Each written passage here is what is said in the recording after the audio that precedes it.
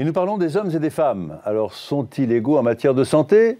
Non, vous allez répondre non, bien évidemment, tout simplement pour des raisons biologiques. Mais pas que. Un certain nombre de préjugés liés au sexe peuvent influencer également les pratiques médicales, la recherche, voire les comportements des patients. Ça méritait des explications de votre invitée, Catherine Vidal. Vous êtes directrice de recherche honoraire à l'Institut Pasteur et vous travaillez dans le comité d'éthique de l'INSERM, en particulier dans la section sexe et genre en imagerie cérébrale.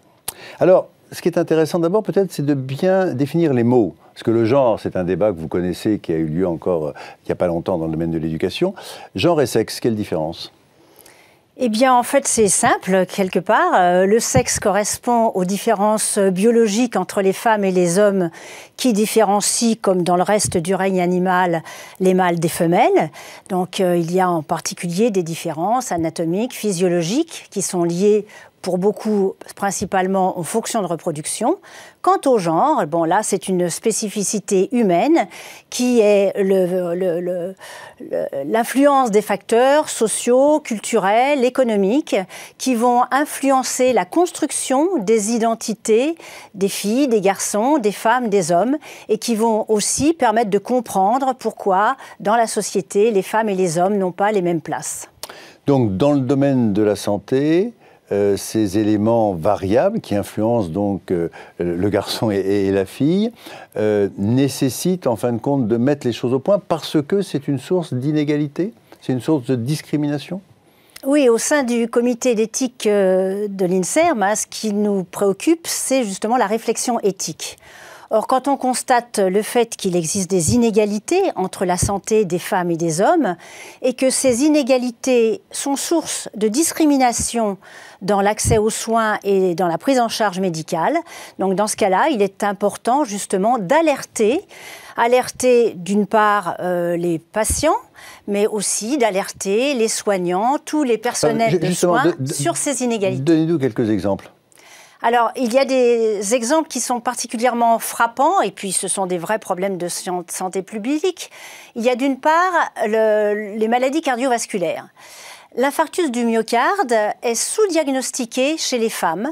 Une femme qui va se plaindre de douleurs dans la poitrine se verra plus souvent prescrire des anxiolytiques alors qu'un homme sera plus souvent dirigé vers un cardiologue.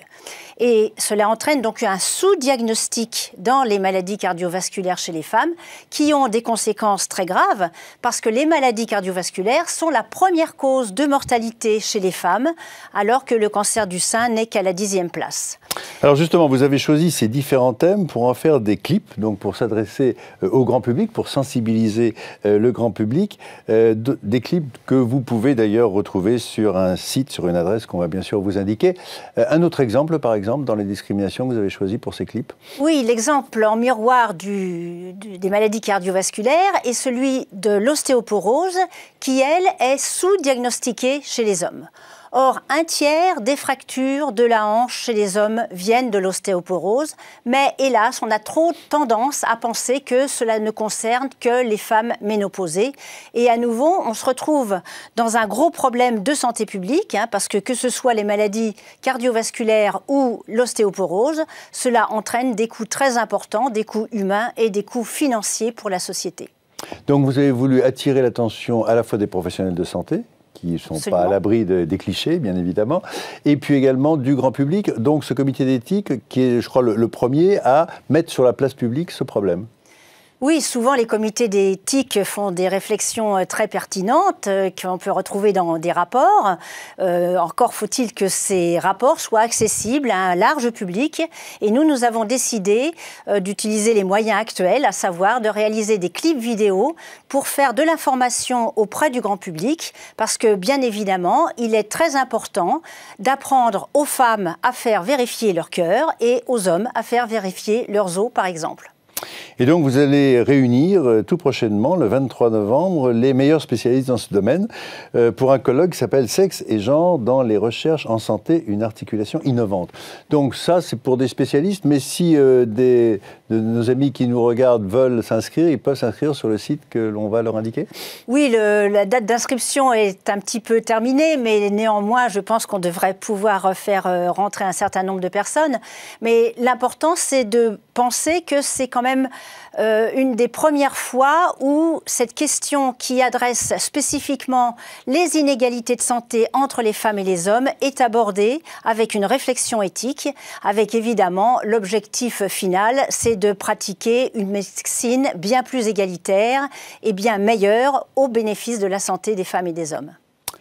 Catherine Vidal, merci beaucoup. Genre en santé, ne l'oubliez pas. Sans transition, un livre, le livre de la semaine. Alors, c'est quelque chose que vous connaissez par cœur, c'est aussi peut-être une idée reçue. La crise de foi.